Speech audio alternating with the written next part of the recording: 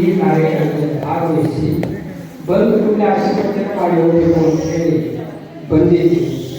ಆದರೆ ಇಲ್ಲಿಯ ಸಂಯೋಜಕರು ಕಾರ್ಯಕ್ರಮವನ್ನು ಎಲ್ಲ ಮಾಡಿದರು. ಇವರಲ್ಲಿ ಇರ್ತಕ್ಕಂಥ ಒಂದು ಸದ್ಭಾವ ಅದನ್ನು ನೋಡಿ ನಾವು ಇಷ್ಟಕ್ಕೆಲ್ಲ ಕೂತ್ಕೊಂಡಿದ್ವಿ. ಬಂದು ಮತ್ತೆ ಈಗಾಗಲೇ 1:30 ಗಂಟೆ ಆಯಿತು ಅಂತ ಕಾಣುತ್ತದೆ.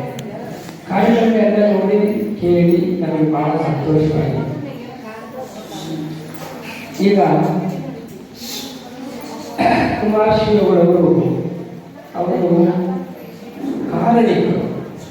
ಕಾರಣಿಕರು ಅಂದರೆ ಏನು ಅಂದರೆ 100 ವರ್ಷಕ್ಕೂ ಒಂದು ಸಾರಿ ಅಂದರೆ ಒಂದು ಶತಮಾನದಲ್ಲಿ ಒಬ್ಬರು ಹುಟ್ಟುತ್ತಾರಲ್ಲ ಅವರಿಗೆ ಕಾರಣಿಕರು.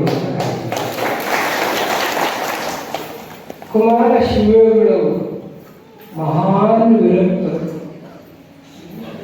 ಎಷ್ಟು ವಿರಕ್ತರು ಅವರು ಅಂತಂದರೆ, ವಿರಕ್ತ ಅಂತಂದರೆ ಹೊಲಿಗೆ ಆಸೆ ಮಾಡಂಗಿಲ್ಲ, ಹೆಣ್ಣನ್ನ ಮುಖ ಎತ್ತಿ ನೋಡಂಗಿಲ್ಲ, ಮತ್ತು ಭೂಮಿಯನ್ನು ಕೂಡ ಬೇಕು ಅಂತೇಳಿ ಬಯಸಿದವರಲ್ಲ.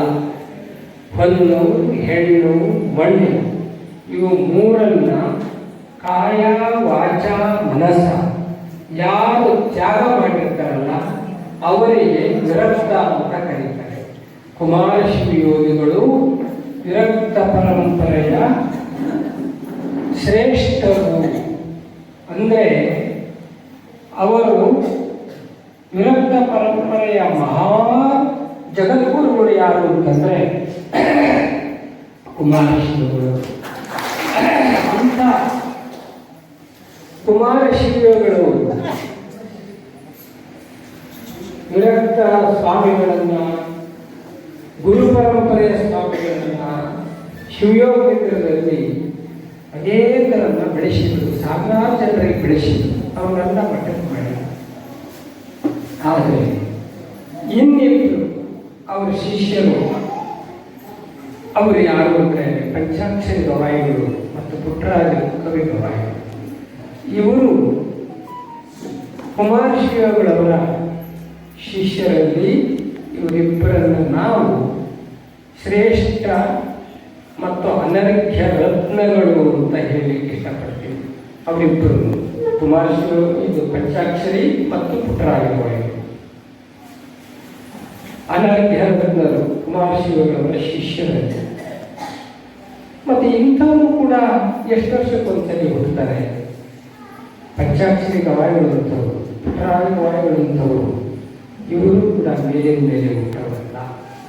ಇವರು ಕೂಡ 100 ವರ್ಷ ಒಮ್ಮೆ ಹುಟ್ಟುವಂಥ ಶ್ರೇಷ್ಠರು.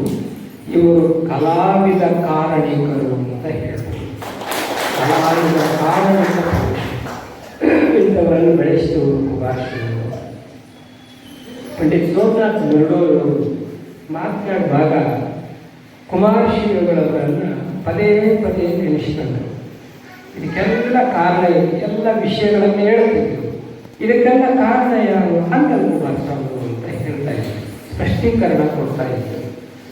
ಅವರು ದೊಡ್ಡ ಹಿರಿಯ ಕಲಾವಿದ ಸೋಮನಾಥ ನರಡೋರು, ಗೊತ್ತಾಯ್ತಾ. ಪಂಚಾಕ್ಷರಿ ಗವಾಯಿಗಳವರು ಅವರು ಮಠಕ್ಕಾಗಿರಲಿಲ್ಲ. ಯಾವುದಾದ್ರು ಮಠಕ್ಕಾಗಿದ್ರೇನು? ಯಾವ ಮಠಕ್ಕೂ ಆಗಿಲ್ಲ. ಅವರು ಕಾವ್ಯ ಹಾಕ್ಕೊಂಡಿದ್ರೇನು? ಕಾವ್ಯ ಹಾಕ್ಕೊಂಡಿಲ್ಲ.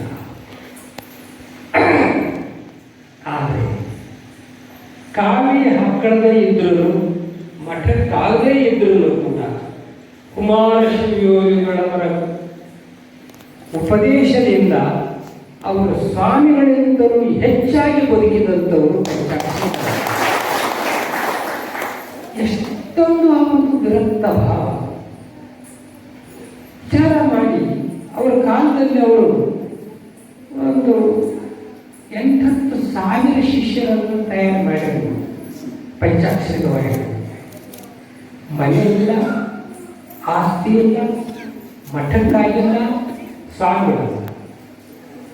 ಆದರೆ 16,000 ಕಲಾವಿದರನ್ನ ಅವರಿಗೆ ವಿದ್ಯೆ ಕೊಟ್ಟು, ಅವರಿಗೆ ಅನ್ನ ಹಾಕಿದ್ರು, ಅವರಿಗೆ ಆಶ್ರಯ ಕೊಟ್ಟರು. ಯಾವ ಸ್ವಾಮಿಗಳು ಬರ್ತಾ ಇದ್ದಿಲ್ಲ, ಸ್ವಾಮಿಗಳು ಕೂಡ ಮಾಡಲಾರದ ಕೆಲಸವನ್ನ ಅವರು ಯಾವುದೇ ಆಸೆ ಆಕಾಂಕ್ಷೆ ಇಟ್ಕೊಂಡು ಮಾಡಲಿಲ್ಲ. ಯಾರು ಅವರೇ ಆಸೆ ಕಲಾವಿದರಿಗೆ ಕಲಿಸಿರ್ತಾರಲ್ಲ, ಅವರು ನಮಗೆ ದುಡ್ಡು ತಂದು ಕೊಡ್ತಾರೆ ಅಂತ ಕಲಿಸಿದ್ರೇನು? ಅವರಿಗೆ ದುಡ್ಡು ತಗೊಂಡು ಮುಂದಕ್ಕೆ ಹಾಕಿದ್ರೇನು? ಅವರಿಗೆ ದುಡ್ಡು ತಗೊಂಡು ಅವರಿಗೆ ಶಿಕ್ಷಣ ಅಂದರೆ ವಿದ್ಯೆ ಕಲಿಸಿದ್ರೇನು? ಕಲೆಯನ್ನು ಏನೂ ಇಲ್ಲ. ಮತ್ತಂಗ ನಿಜವಾದ ವಿರಕ್ತ ಯಾರು? ಹಾನಗಲ್ ಕುಮಾರ ಮಹಾಸ್ವಾಮಿಗಳ ನಂತರ ನಿಜವಾದ ವಿರಕ್ತ ಯಾರು ಅಂತಂದ್ರೆ ಪಂಚಾಕ್ಷರಿ ಗವಾಯಿಗಳು ಮತ್ತು ಪುಟ್ಟರಾಜ ಗವಾಯಿಗಳು. ಪುಟ್ಟರಾಜ ಗವಾಯಿಗಳು ಕೂಡ ಅವರ ಜೀವನದಲ್ಲಿ ಎಷ್ಟು ಜನ ಶಿಷ್ಯರು ತಯಾರು ಮಾಡಿ ಅವರು ಯಾರು ಮಠಕ್ಕಾಗಲಿಲ್ಲ, ಕಾಯಿನೂ ಹಾಕೊಳ್ಳಿಲ್ಲ, ಸ್ವಾಮಿಗಳೂ ಅಲ್ಲ. ಆದರೆ ಅವರೆಲ್ಲರಿಗಿಂತಲೂ ಕೂಡ ಶ್ರೇಷ್ಠವಾದಂಥ ಜೀವನವನ್ನು ಬದುಕನ್ನು ಸಾಗಿಸಿದಂಥವರು ಪಂಚಾಕ್ಷರಿ ಮತ್ತು ಪುಟ್ಟರಾಜ. ಆದ್ದರಿಂದ ಇಂಥವರ ಹೆಸರಿನಲ್ಲಿ ಇಲ್ಲಿ ಒಂದು ಕಾರ್ಯಕ್ರಮ ಮಾಡಿ ಅನೇಕ ಕಲಾವಿದರಿಗೆ ಸನ್ಮಾನ ಮಾಡಿದರು. ಕುಮಾರಶ್ರೀಯವರ ತಾಯಿ ಹೆಸರಿನಲ್ಲಿ ಸನ್ಮಾನ ಮಾಡಿದ್ದೀರಾ? ಕುಮಾರಶ್ರೀಯವರ ಹೆಸರಿನಲ್ಲಿ ಸನ್ಮಾನಗಳು ನಡೀತಾ ಇದ್ದು, ಪ್ರಶಸ್ತಿಗಳು ಕೊಡ್ತಾ ಇದ್ರು. ಆದರೆ ಅವರ ತಾಯಿ ಹೆಸರಿನಲ್ಲಿ ಕರ್ನಾಟಕದಲ್ಲಿ ಯಾರು ಪ್ರಶಸ್ತಿ ನೀವು ಕೊಟ್ಟಿದ್ದೀರಾ? ರೈತರ ಇದೆಲ್ಲ ಕೂಡಿ ಇದನ್ನು ಮಾಡ್ಯಾರ. ಕರ್ನಾಟಕ ಸಿದ್ದರಾಮೇಶ್ವರ ಕೃಪಾಶೀರ್ವಾದದಿಂದ ಕರ್ನಾಟಕ ಸಂಗೀತ ನೃತ್ಯ ಅಕಾಡೆಮಿ ಬ್ಯಾಂಗ್ಳೂರು, ಜ್ಞಾನಜ್ಯೋತಿ ಪಂಡಿತ ಪುಟ್ಟರಾಜ ಗವಾಯಿ ಚಾರಿಟೇಬಲ್ ಸಮಗ್ರ ಸೇವಾ ಟ್ರಸ್ಟ್. ನೀವು ಎಂಥ ಅದ್ಭುತವಾದ ಆಲೋಚನೆ ಮಾಡಿದ್ದೀರಾ. ಪಂಚಾಕ್ಷರಿ ಗವಾಯಿಗಳ ಹೆಸರಿನಲ್ಲಿ ಪ್ರಶಸ್ತಿ ಕೊಡ್ತಾ ಇದ್ರು, ಪಂಚಾಕ್ಷರಿ ಗವಾಯಿಗಳವರ ತಾಯಿ ಹೆಸರಿನಲ್ಲಿ ಪ್ರಶಸ್ತಿ ಕೊಟ್ಟಿದ್ದಿಲ್ಲ. ಅದನ್ನು ನೀವು ಪುಟ್ಟರಾಜ ಗವಾಯಿಗಳ ಹೆಸರಿನಲ್ಲಿ ಪ್ರಶಸ್ತಿ ಕೊಟ್ಟಾರ, ಪುಟ್ಟರಾಜ ಅವರ ತಾಯಿ ಹೆಸರಿನಲ್ಲಿ ಪ್ರಶಸ್ತಿ ಕೊಟ್ಟಿದ್ದಿಲ್ಲ. ಇವತ್ತು ನೀವು ಅದೆಲ್ಲ ಮಾಡಿರಲ್ಲ, ಎಂಥ ಒಳ್ಳೆ ಕಾರ್ಯ ಮಾಡಿದಿರ. ಅದಕ್ಕೆ ಪುಟ್ಟರಾಜ ಗವಾಯಿಗಳವರ ಸ್ಮರಣೋತ್ಸವ ಅಂತಂದ್ರೆ ಇದು ಇಷ್ಟೇ ಅಲ್ಲ. ನೋಡ್ರಿ, ಹೆಣ್ಮಕ್ಳು ರಂಗಭೂಮಿಯಲ್ಲಿ ಎಕ್ಸ್ಪರ್ಟ್ ಆಗಿದ್ದಂಥ ಆ ಹೆಣ್ಣು ಮಕ್ಕಳನ್ನು ಕರ್ಕೊಂಡು ಸನ್ಮಾನ ಮಾಡಿ, ಇದು ಸಣ್ಣ ಕೆಲಸ. ಆ ಕಲಾವಿದೆಯರು ಎಷ್ಟು ಕಷ್ಟಪಟ್ಟಿರ್ತಾರೆ. ರಂಗಭೂಮಿಯಲ್ಲಿ ಕೆಲಸ ಮಾಡುವಂತಹ ಹೆಣ್ಮಕ್ಕಳು ಅವರ ಹಲವಾರು ಸವಾಲುಗಳನ್ನು ಅವರು ಗೆಲ್ಲಬೇಕಾಗ್ತದೆ. ಒಂದಲ್ಲ ಎರಡಲ್ಲ, ಅವರ ಗೌರವ ಕಾಯ್ಕೋಬೇಕಾಗ್ತದೆ, ಅವರ ಉಪಜೀವನವನ್ನು ಮಾಡಬೇಕಾಗ್ತದೆ, ಕಲೆಯ ಪ್ರದರ್ಶನವನ್ನು ಸಮರ್ಥವಾಗಿ ಮಾಡಬೇಕಾಗ್ತದೆ. ಇದೆಲ್ಲ ಸಣ್ಣ ಕೆಲಸನ ಒಬ್ಬ ಹೆಣ್ಮಗಳು ಮಾಡೋದು. ಇಂತಹ ಸವಾಲುಗಳಲ್ಲಿ ಎದುರಿಸಿ ಚಿತ್ರರಂಗದಲ್ಲಿ ಮತ್ತು ರಂಗಭೂಮಿ ಕ್ಷೇತ್ರದಲ್ಲಿ ಯಶಸ್ಸು ಮಾಡಿದಂಥ, ಹೆಸರು ಮಾಡಿದ ಇಬ್ಬರು ಕಲಾವಿದರನ್ನು ಇವತ್ತು ಪ್ರಶಸ್ತಿ ಕೊಟ್ಟರೆ ನೀವು ಬಹಳ ಅದ್ಭುತವಾದಂಥದ್ದು. ಇಷ್ಟೇ ಅಲ್ಲ, ಇಲ್ಲೊಬ್ಬರು ಯಾರವರು ಸ್ವಾಮಿಯವರು ಚಿತ್ರದುರ್ಗದ ರುದ್ರಯ್ಯನವರು, ಅವರು ದಂಪತಿಗಳು, ಅವರ ಕುಟುಂಬ ಲಲಿತಮ್ಮನವರಿಗೆ ಕುಮಾರಶ್ರೀಯವರ ತಾಯಿ ಹೆಸರಿನಲ್ಲಿ ಪ್ರಶಸ್ತಿ ಕೊಟ್ಟರು. ಆ ಲಲಿತಮ್ಮ ಮತ್ತು ಅವರ ಪತಿ ರುದ್ರಯ್ಯನವರು ಎಂಥ ಸಾಧನೆ ಮಾಡಿದ್ದಾರೆ ಗೊತ್ತಾ? ಚಿತ್ರದುರ್ಗಕ್ಕೆ ಹೋಗಿ ಇಲ್ಲಿಂದ ಅಲ್ಲಿ ಕಾಯಿ ಪಲ್ಯವನ್ನು ಮಾರ್ತಾ ಇವತ್ತು ಕೋಟ್ಯಾಧೀಶರಾಗಿ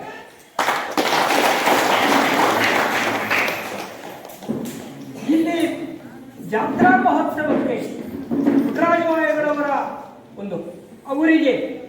ಅವರಿವತ್ತು ಲಕ್ಷಾಂತರ ರೂಪಾಯಿ ದಾನ ಕೊಟ್ಟಾರೆ. ಬೆಳ್ಳಿ ಕಿರೀಟನ ಏನೋ ಮಾಡಿಸಿಕೊಟ್ಟಿದ್ದಾರೆ, ದುಡ್ಡು ಕೊಟ್ಟಾರೆ. ಒಂದು 16 ಲಕ್ಷ ದುಡ್ಡು ಕೊಟ್ಟಿರ್ಬೇಕು. ಅಂದ್ರೆ ಕಾಯಿಪಲ್ಯ ಮಾಡುವಂತ ಅವರು ಚಿತ್ರದುರ್ಗಕ್ಕೆ ಹೋಗಿ ಕೋಟ್ಯಾಧೀಶರಾಗಿ ಒಂದರ ಮೇಲೆ ಒಂದು ಮಾಡಿ ಮೇಲೆ ಮಾಡಿ ಮನೆ ಕಟ್ಸ್ಯಾರ. ಸೈಟ್ಗಳನ್ನು ತಗೊಂಡಾರ, ಬೇರೆ ಬೇರೆ ಬಿಸಿನೆಸ್ ಶುರು ಮಾಡ್ಯಾರ. ಯಾರ್ದಿದ್ದು? ಪುಟ್ಟರಾಜವಾಯಿಗಳು, ಕುಮಾರಸ್ವಾಮಿ. ಅದಕ್ಕಾಗಿ ಅವರು ಅಂತ ಒಂದು ಸಾಧನೆ ಮಾಡ್ಯಾರ. ಈಗಲೂ ಕೊಡ್ತಾನೆ ಇರ್ತಾರೆ, ಈಗಲೂ ಕೊಡ್ತಾನೆ ಇದ್ದಾರೆ. ದೇವರು ಅವ್ರು ಕೊಟ್ಟು ಅವರಿಗೆ ಹೆಚ್ಚಿಗೆ ಕೊಡ್ತಾನೇ ಇದ್ದಾರೆ. ಇಂಥವ್ರಿಗೆಲ್ಲ ಸನ್ಮಾನ. ಮತ್ತೆ ಇದು ಸಣ್ಣದ ಎಂಥ ಶ್ರೇಷ್ಠ ಕಾರ್ಯ ಮಾಡಿದ್ದು. ಅದರ ಜೊತೆಗೆ ಇನ್ನೊಬ್ಬರು ಕಲಾವಿದರು ಸೋಮನಾಥ ಮರಳು ಇಲ್ಲಿ ಕೂತಿದ್ದಾರೆ. ಅವ್ರು ಮಾತಾಡಿದಲ್ಲ, ಸೋಮನಾಥ ಮರಳು ಧಾರವಾಡದಲ್ಲಿ ಇರ್ತಾರೆ. ಸೋಮನಾಥ ಮರಳು ಅಂದರೆ ಸಾಮಾನ್ಯ ವ್ಯಕ್ತಿ ಅಂತ ತಿಳ್ಕೋಬೇಡ. ಇವತ್ತು ನೋಡಲಿಕ್ಕೆ ವಯಸ್ಸಾಗಿದೆ, ಅವರಿಗೆ ಸಾಮಾನ್ಯ ಅಂತ ಕಾಣ್ಬೋದು. ಅವರು ಅದ್ಭುತವಾದಂಥ ಕಲಾವಿದ. ಅವರು ಹಾಡಲಿಕ್ಕೆ ಅವರು ಧ್ವನಿಯನ್ನು ತೆರೆದರು ಅಂತಂದ್ರೆ ಮೈ ಮೇಲೆ ಪರಿವೆಯಿಂದಲೇ ಹಾಡ್ತಾ ಇದ್ರು. ಅಂಥ ಕಲಾವಿದ ಸೋಮನಾಥ ಮರಳು ಅಂದರೆ ಹಿಂದೂಸ್ತಾನಿ ಕಲಾವಿದ. ನಿಜವಾಗ್ಲೂ ಅವರು ಏನಾದರೂ ಬ್ರಾಹ್ಮಣರಾಗಿ ಇದ್ದಿದ್ರೆ ಇಷ್ಟೊತ್ತಿಗೆ ಪದ್ಮಶ್ರೀ, ಪದ್ಮಭೂಷಣ ಪ್ರಶಸ್ತಿ ಬಂದಿದೆ. ನಮ್ಮ ದೇಶದಲ್ಲಿ ಬಹಳ ಕಷ್ಟ. ಒಬ್ಬ ಲಿಂಗಾಯತನಾಗಿ ಹುಟ್ಟಿ ಇಷ್ಟು ದೊಡ್ಡ ಸಾಧನೆ ಮಾಡಿದ ಒಬ್ಬ ಸಾಧಕನಿಗೆ ಪ್ರಶಸ್ತಿಗಳು ಬಂದದ್ದು ಬಹಳ ಕಡಿಮೆ. ಆದರೂ ಗುರು ಕೃಪೆ ಆಗಿದೆ ಅವರಿಗೆ. ಆ ಪ್ರಶಸ್ತಿಗಳಿಂದಲೂ ಹೆಚ್ಚು ಅಂತ ನಾವು ಭಾವಿಸಿಕೊಂಡಿದ್ದೇವೆ. ಇಂಥ ಒಬ್ಬ ಶ್ರೇಷ್ಠ ಕಲಾವಿದ. ಅವರ ಮನೆತನವೇ ಹೇಳಿದ್ರು ಅವರು ಕಲಾವಿದ. ಅವರ ಮಗಳು ವಾಣಿ, ಇನ್ನೊಬ್ರು ವೀಣಾ, ಒಬ್ಬಳು ಸಣ್ಣ ಹುಡುಗಿಯರಿದ್ದಾಗ ಒಬ್ಬಳು ಹಾಡ್ತಾ ಇದ್ರು, ಇನ್ನೊಬ್ಳು ತಬಲಾ ಬಾರಿಸ್ತಾರೆ. ಏನು ಅದ್ಭುತವಾಗಿ ಹಾಡೋರು ತಬಲಾ ಬಾರಿಸೋರು ಅವ್ರ ಹೆಣ್ಮಕ್ಳು ಆಗಿದ್ರು. ಅವ್ರ ಯಜಮಾನರು ಕೂಡ ಸಂಗೀತಗಾರ. ಅದನ್ನು ನೋಡೇ ಗೊತ್ತ ಕಾಣಿಸ್ತಾರೆ. ಮಗಳು ಇಂಜಿನಿಯರ್ ಆಗಿದ್ರೆ ಗಂಡನು ಇಂಜಿನಿಯರ್ ಆಗಿರ್ಬೇಕು ಅನ್ನೋಕೆ, ಮಗಳು ಡಾಕ್ಟರ್ ಇದ್ರೆ ಗಂಡನು ಡಾಕ್ಟರ್ ಇರ್ಬೇಕು. ಈಗಿನ ಕಾಲದ ಅದು ಟ್ರೆಂಡ್. ಅಂದ್ರೆ ಇಬ್ರು ಸಮಾನವಾಗಿ ಜೀವನ ಮಾಡಬೇಕು. ಹಂಗೆ ಇವತ್ತು ಅವರ ಮಗ ಇದ್ದಾನಲ್ಲ ಕುಮಾರ ಕಲ್ಕತ್ತಾದಲ್ಲಿ 10 ವರ್ಷ, ಎಷ್ಟು ವರ್ಷ ಇತ್ತು? 10 ವರ್ಷ ಕಲ್ಕತ್ತಾದಲ್ಲಿದ್ದು ಅಲ್ಲಿ ಇಡೀ ರಾಜ್ಯದಲ್ಲಿ ಹೆಸರು ಮಾಡಿ ಬಂದಿದ್ದಾನೆ ಕುಮಾರ್. ಎಷ್ಟು ಸಾದಾ ನೋಡ್ರಿ. ಅವರ ತಂದೆನೂ ಸಾದಾ ಜೀವನ ಮಾಡಿದ್ದು, ಅವ್ರ ಮಗನೂ ಕೂಡ ಹಾಗೆ. ಭಕ್ತಿ, ವಿನಯ, ಸಜ್ಜನಿಕೆ, ಸಂಸ್ಕಾರ, ಸಂಸ್ಕೃತಿ ಇದೆಲ್ಲ ರಕ್ತಗತವಾಗಿ ಬಂದಿದೆ ಇವರಿಗೆಲ್ಲ. ಇವರೆಲ್ಲ ಕುಮಾರ ಶಿವಯೋಗಿ ಪಂಡಿತ ಪುಟ್ಟರಾಜ ಪಂಚಾಕ್ಷರಿ ಕವಾಯಿಗಳ ಶ್ರೇಷ್ಠ ಶಿಷ್ಯರು. ಇವರೆಲ್ಲ ಶ್ರೇಷ್ಠ ಶಿಷ್ಯರು. ಅದಕ್ಕೆ ಸೋಮನಾಥ್ ಅವರು ಬಂದು ಈಗಾಗಲೇ ನನ್ನ ಮಗ ನಿಮ್ಮಿದ್ರಿಗೆ ಹಾಡ್ಬೇಕಂದ ನೀವು ಭಾಷಣ ಮಾಡಿ ಹಂಗ ಹೋಗ್ಬೇಡ ಕೇಳೋದು. ಅವ್ರಿಗೆ ಗೊತ್ತಾಗೈತಿ ಭಾಷಣ ಮಾಡ್ಬೇಕಾಗಿಲ್ಲ.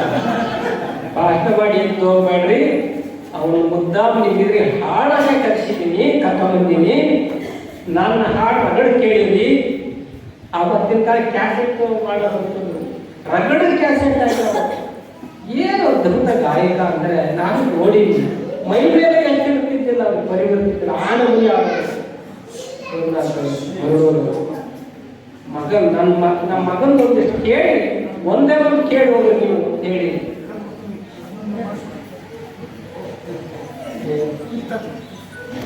ಅದಕ್ಕೆ ನಾನು ನೀವು ಊಟ ಮಾಡ್ರಿ, ನೀವೆಲ್ಲ ಕೆಲವರು ಇಲ್ಲ ಅಂತಾರೆ, ಕೆಲವರು ಯಾವಾಗ ನಾನು ಮಾಡಿಲ್ಲ. ಬೆಳಿಗ್ಗೆ 8:30 ನಾಷ್ಟ ಆಗಿದೆ. ಇಷ್ಟೊತ್ತಾದ್ರೂ ನಮ್ದು ಏನೂ ಇಲ್ಲ. 5 ಗಂಟೆಗೆ ಹೋಗಿ ಮಾಡಬೇಕು ಅಂತ ಮಾಡಿದ್ವಿ. ಈಗ 5ಕ್ಕೂ ಆಗಲ್ಲ, ನನಗೆ ಗೊತ್ತಾಯ್ತು. ತಿಳಿತಾ? ಅಂದ್ರೆ ನಮ್ಮ ಪರಿಸ್ಥಿತಿ ಹಂಗೆ ಇರ್ತವೆ, ಏನು ಮಾಡೋಕ್ಕಾಗಲ್ಲ. ತಿಳಿತಾ? ಅದಕ್ಕೆ ಇಂಥದ್ರಲ್ಲಿ ನಮ್ಮ ಸೋಮನಾಥ್ ಅವರು ನರಡೂರವ್ರು ಹೇಳ್ಯಾರ, ನನ್ನ ಮಗನ ಒಂದು ಹಾಡು ಹೇಳಿ ಹೋಗ್ಬೇಕು ಅಂತ. ನನಗೆ ಭಾಳ ಸಂತೋಷ ಐತೆ. ಯಾಕೆ ಗೊತ್ತಾ, ಅವರ ಸಾಧನೆ ದಾರಿ ಎಂದಾರ, ಕಲಾಕ್ಷೇತ್ರಕ್ಕೆ ಅವರ ಬದುಕನ್ನೇ ದಾರಿ ಎಂದಾರ. ಆದ್ದರಿಂದ ಅವ್ರ ಮಗಂದು ಒಂದು ಹಾಡು ಕೇಳೇ ಹೋಗ್ತೀನಿ ನಾನು. ಈ ಕಾರ್ಯಕರ್ತರು ಸಂಗೀತ ಕಾರ್ಯಕ್ರಮ ಪ್ರಾರಂಭವಾಗ್ತದೆ. ಆದ ಕಾರಣ ಹೆಸರನ್ನ ಹೇಳಿರ್ತಕ್ಕಂಥವರು ಅವರು ಬೇಗ ಬರಬೇಕು. ಸುಭಾಷ್ ಪೂಜಾರ್ ಎತ್ತಿನಳ್ಳಿ, ಬಸವಣ್ಣಪ್ಪ ಹಳ್ಳಿ, ರಾಮಣ್ಣ ಕುರುವರ್, ಬಸವರಾಜ್ ಸೋಮಣ್ಣವರು, ವಿರೂಪಾಕ್ಷ ಸ್ವಾಮಿ ಅಂತಾಪುರ ಮಠ, ರಾಜು ಮಂತ್ರೋಳಿ, ನಾಗನಗೌಡರು ಬೊಮ್ಮನಹಳ್ಳಿ, ರುದ್ರಣ್ಣ ಪೂಜಾರ್, ಮಲ್ಲಣ್ಣ ಹುಕ್ಕೇರಿ, ಈ ಎಲ್ಲ ಮಹನೀಯರು ಮಹಾಪೂಜ್ಯರಿಂದ ಆಶೀರ್ವಾದವನ್ನು ಪಡ್ಕೊಳ್ಬೇಕು. ಬೇಗ ಬರಬೇಕು.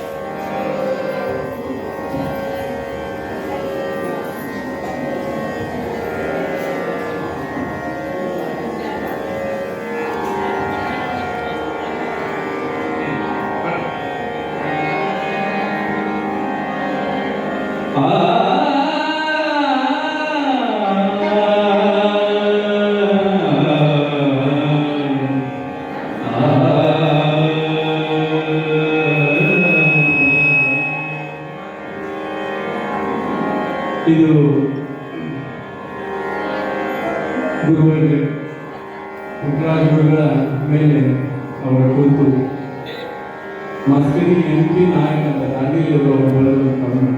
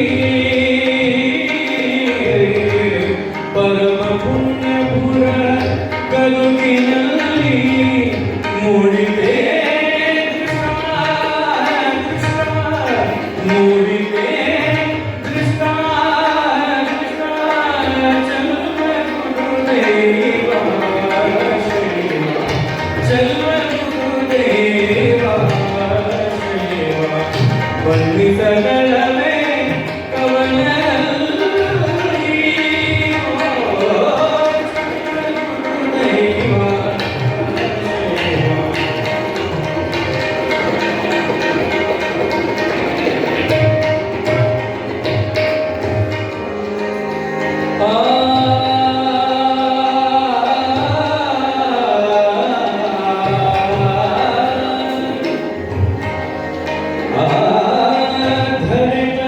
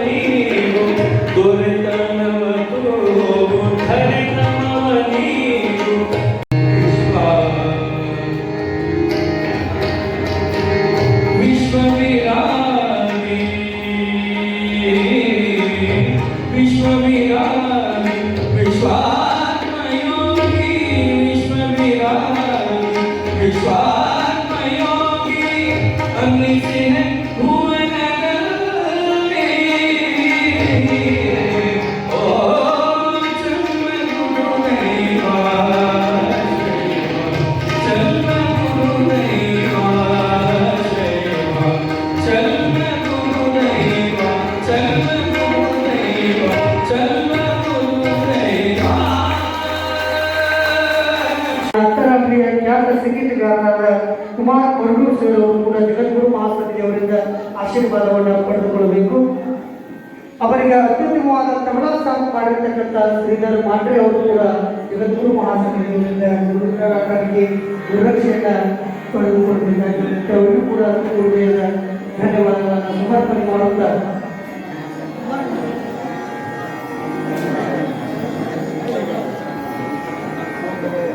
ಹಿರಿಯ ಖ್ಯಾತ